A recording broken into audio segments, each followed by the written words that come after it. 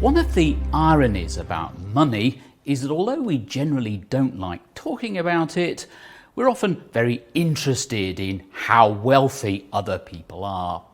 We also make judgments about people based on how wealthy we think they are and what they spend their money on. I've been really fascinated lately by these Google searches that if you type in any semi-famous person's name, you start typing their name, the most common search term is net worth, right?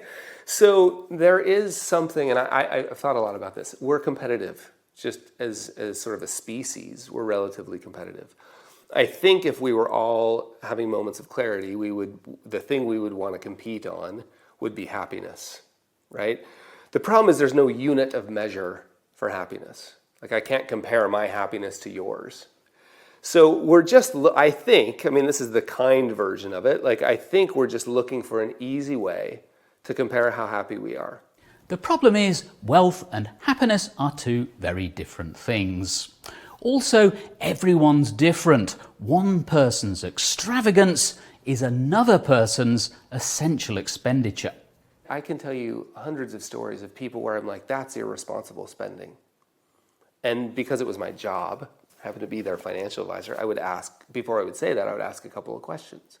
And then I'd realize, one example was a friend of mine who was every winter he would go helicopter skiing. And I remember saying to him, his name was Todd, I remember saying, Todd, look, you really should be saving that money.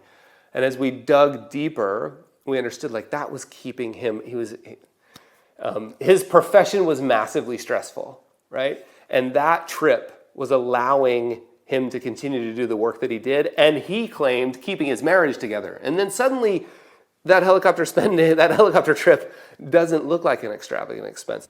People don't just judge others according to their wealth and expenditure, they also judge themselves.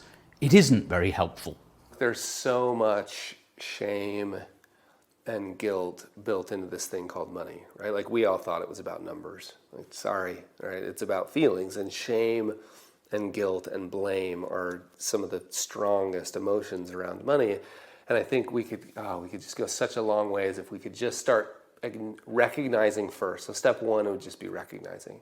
It's one of these incredibly important subjects. We don't know how to talk about it. The only way forward, particularly around these emotions of shame and judgment and guilt, the only way forward is to learn to start having discussions about it. So we should try to feel more comfortable talking about money.